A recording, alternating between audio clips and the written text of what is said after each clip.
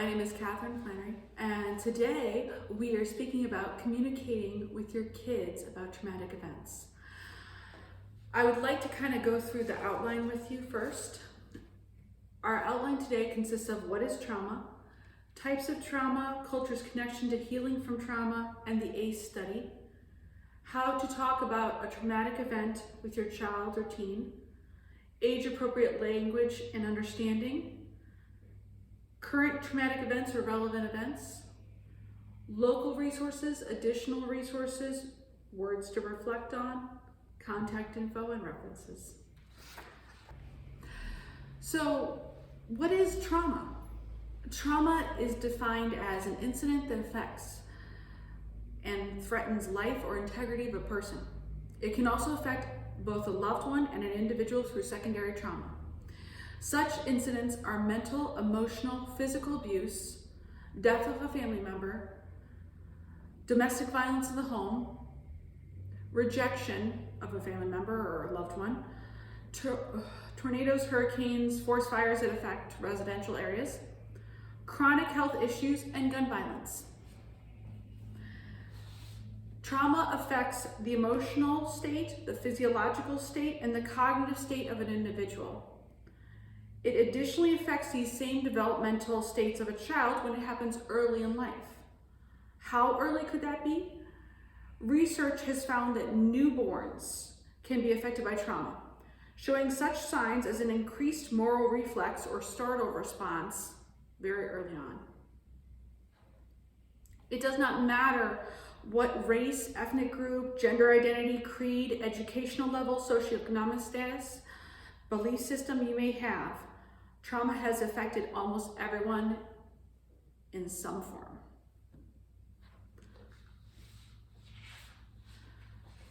Now I'd like to talk about the types of trauma, culture's connection to healing from trauma, and the ACE study. Traumatic stress is the bodily, emotional, and cognitive response of trauma events, which can bring a lasting negative impact on physical and mental health. Traumatic events can be short or ongoing with traumatic stress. Chronic trauma is an ongoing, long, repeated traumatic event. Complex trauma is about chronic trauma and the emotional and physical negative aftermath. Complex trauma is seriously damaging due to the pervasiveness of the individual unable to create healthy relationships that can be caused by caregivers or professionals in a power position. Examples of complex trauma are abuse or neglect from a caregiver or other family member, being exposed to violence against others in the home, neighborhood violence, chronic childhood medical care, and so on. Toxic stress is the effect of consistent subjugation to traumatic events, like physical abuse that maintains the stress response system in the body, also known as the fight or flight response. Intergenerational trauma occurs when traumatic events are not coped with. The emotional and behavioral impact are carried from parents to offspring. Such is the case when parents who experience complex trauma and do not heal from it in childhood are not able to empathize, show care, or self-regulate their behaviors. This trauma also creates dysfunctions in ability to trust and attach with others, which such behaviors can transfer to the child as well. Historical trauma is a subset of intergenerational trauma in that it is a community-wide psychological trauma for a certain group of people who experience racial injustice, systemic abuse, historical traumatic incidences, or all of it. An example of such people are Native Americans, Alaskan Natives, African Americans, and Asian Americans. Culture is an important variable to understand given the aspect of trauma. Our culture as an individual is a part of ourselves and indicates how we might respond to trauma and process it. It also gives us a chance to determine what solutions we have moving forward in order to treat and heal from this trauma.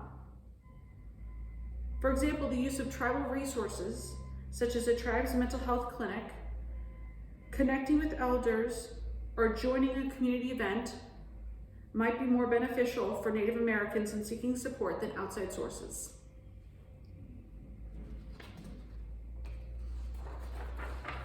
ACEs is Adverse Childhood Experiences. This was a study done by Kaiser Permanente Health Appraisal Clinic and the CDC.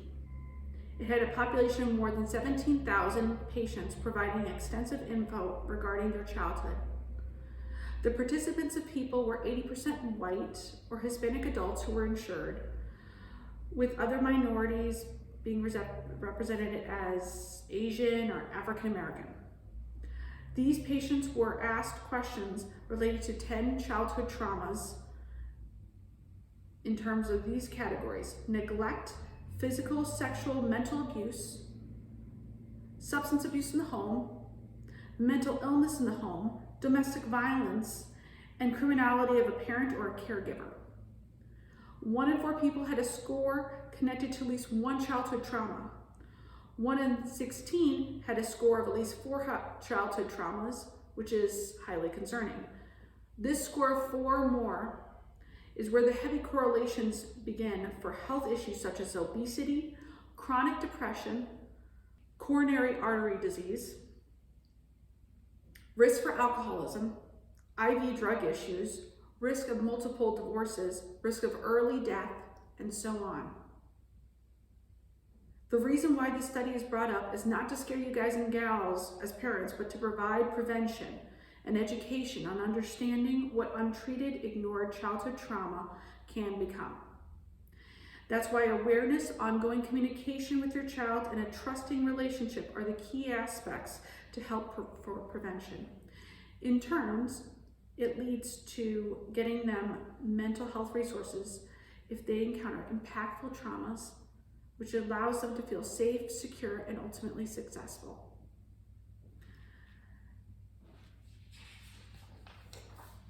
Next, I would like to talk about how do you talk to your child about traumatic events. Before anything else, including talking with your kids, be aware of your own impact when processing out a trauma. Children watch and model their parents' or caregivers' responses to everyday life. This traumatic event is no different. Acknowledge your needs for self-care and emotional support. Ask for help. Consider discussing an initial meeting time and date with your child for them to be aware of this conversation, if they are middle school or high school age. Just like with adults, children sometimes need a moment to process. If they're younger than middle school age, consider talking to them at a time where they will be relaxed or in a neutral mood. Start off the conversation by naming the traumatic event, pausing to see how they are responding to you saying it out loud, then slowly asking questions. What do you know about such and such event? How have your friends responded to this news? What's your understanding of it? I would be interested in knowing what you were thinking about it if you would like to share. Is there anything else that you haven't told me, anything that you are worried about? Give them time to think and respond, and be cognizant of where their attention span, maturity level, and distress is when giving questions. Yes or no questions may be easy for some children. Clear up any misinformation they may have about the trauma.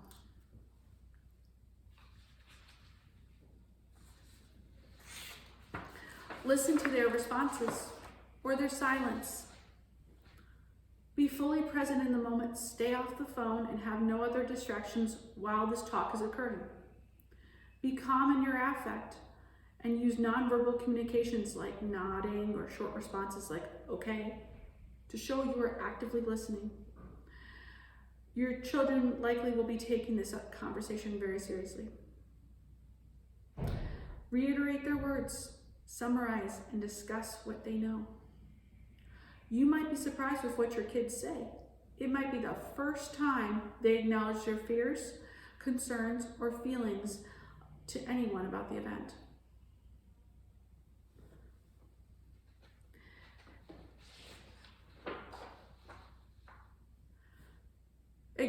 acknowledge your own thoughts and feelings about the trauma, but explain how you are coping and responding to this trauma as well.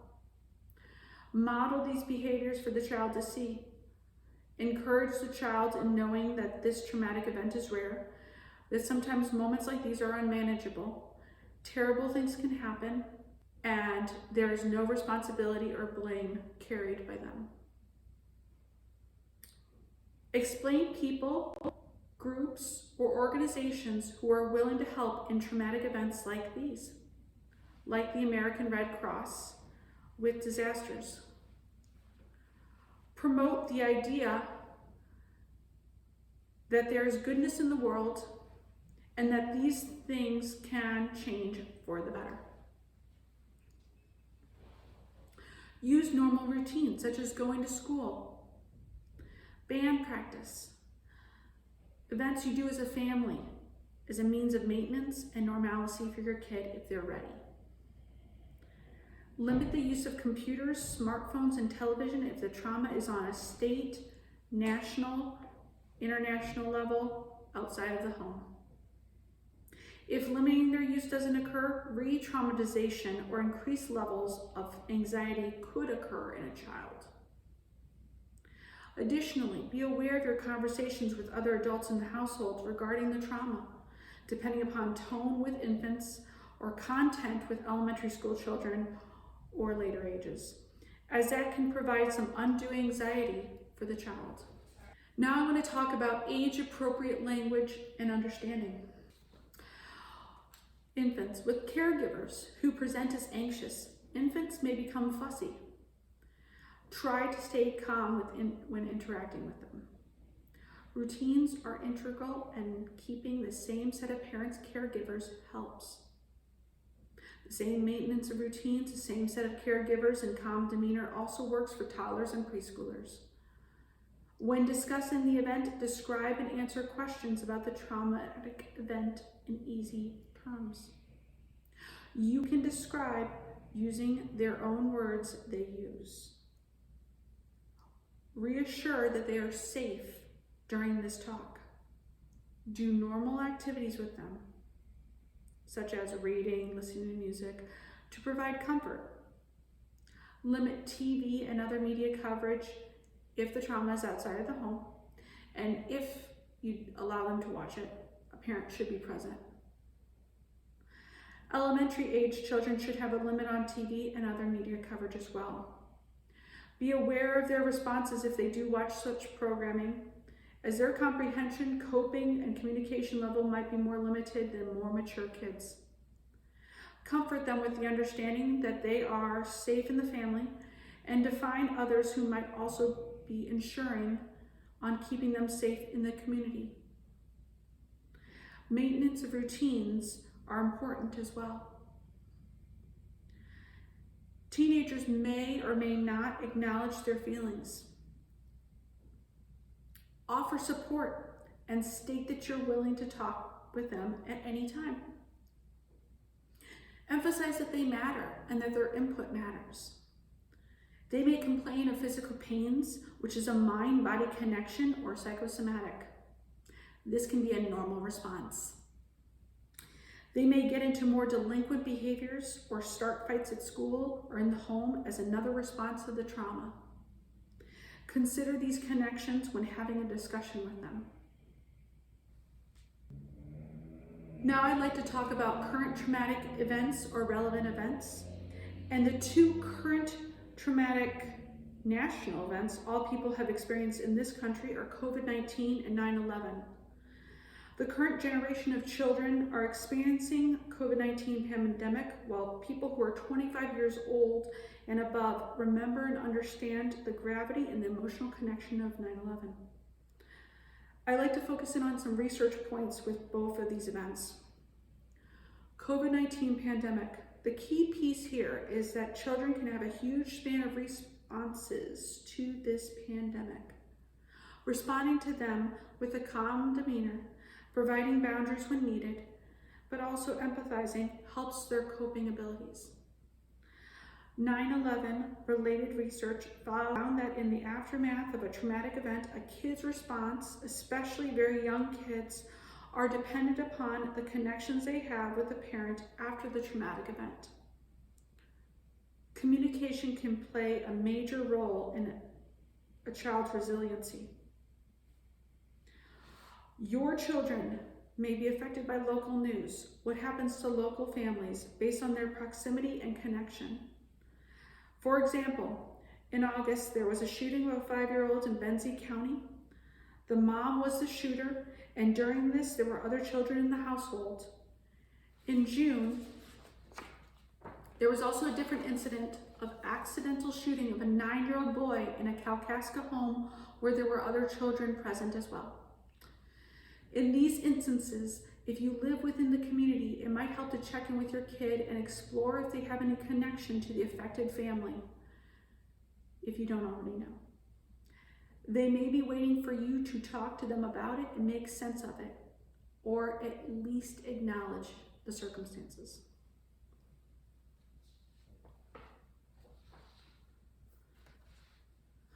So I want to talk to you guys about local resources. And I wanted to give you some local resources that connect with trauma, variables of trauma, so you know where to go if needed. I also want to let you know what I do. At Child and Family Services, I work as a youth services counselor. I'm a mental health therapist who works with preteens to young adults who are homeless, at risk, or have run away from home. Youth Services works within a 5-county region: Grand Traverse, Kalkaska, Antrim, Leelanau, and Benzie counties. Due to the population I serve, I am well aware of the level of trauma that could be present with my clients. I am focused in trauma-informed care and therapy tailored to a client's needs. We also have a youth shelter called Pete's Place that helps homeless or runaway youth ages 12 to 17 years old. They receive food, clothing, transportation to school or work, depending upon goals that they have, individual counseling, family counseling for unification services if they are in a different program, independent living skills, and other case management services. There's also a behavioral health section of Child and Family Services with psychologists, therapists, counselors, and social workers specialized to help with different variables, including trauma.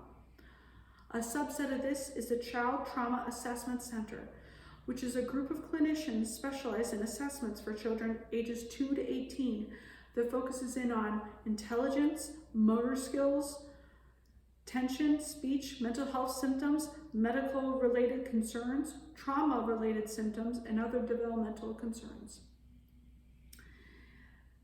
These assessments usually determine recommendations for children and teens who have gone through various levels of trauma, mild to severe, can have a DHHS foster care or adoption connection, and are referred by all different agencies like DHHS, schools, other mental health professionals, parents, and beyond.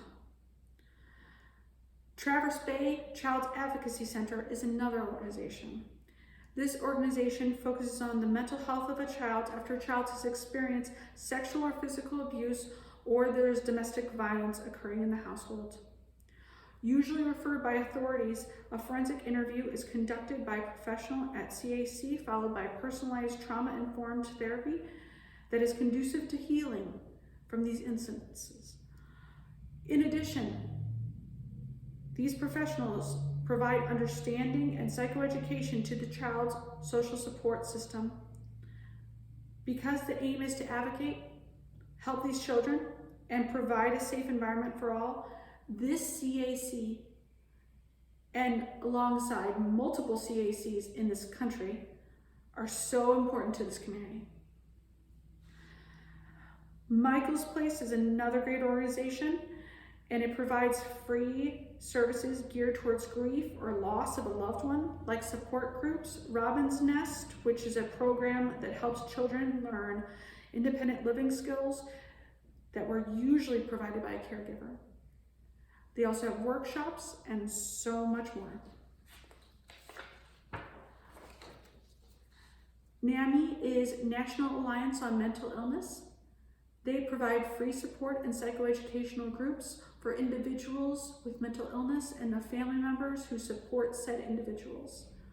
Trauma is a strong variable for mental illness, and complex trauma ultimately can complicate both the level of severity and general healing with a mental health condition.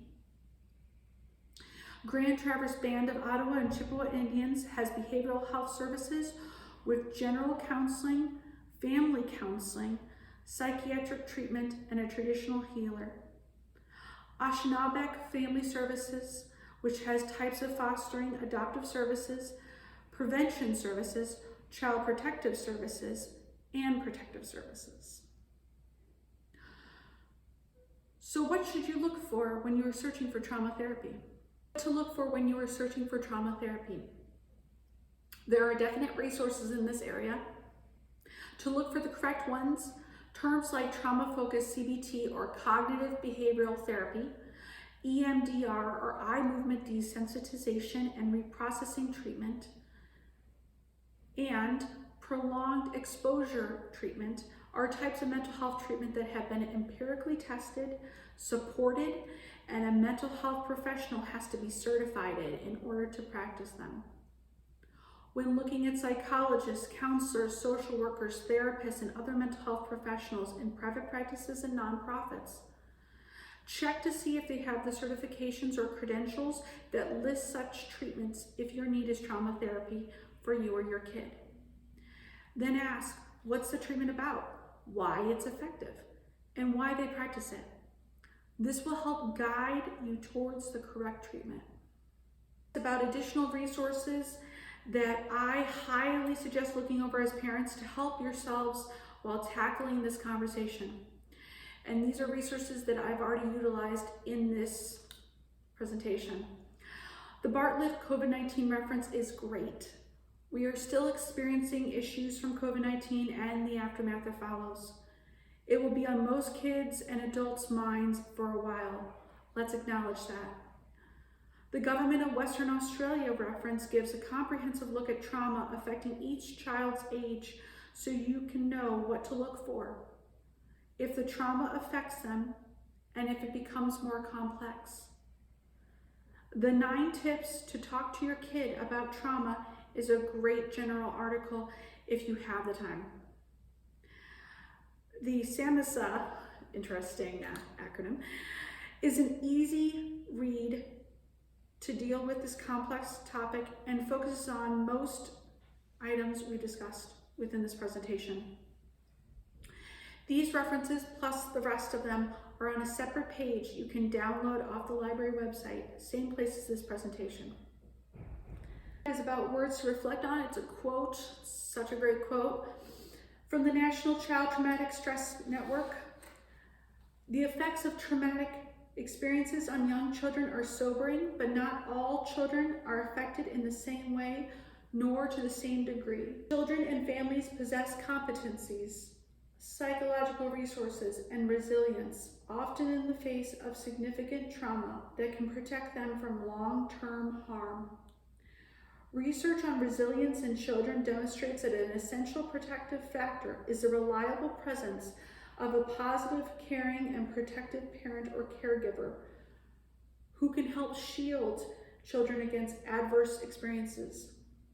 And they can provide reassurance to their children that the adults in their lives are working hard to keep them safe. References and how to talk to your kids about trauma will be downloadable files that you guys and gals can grab if you need it.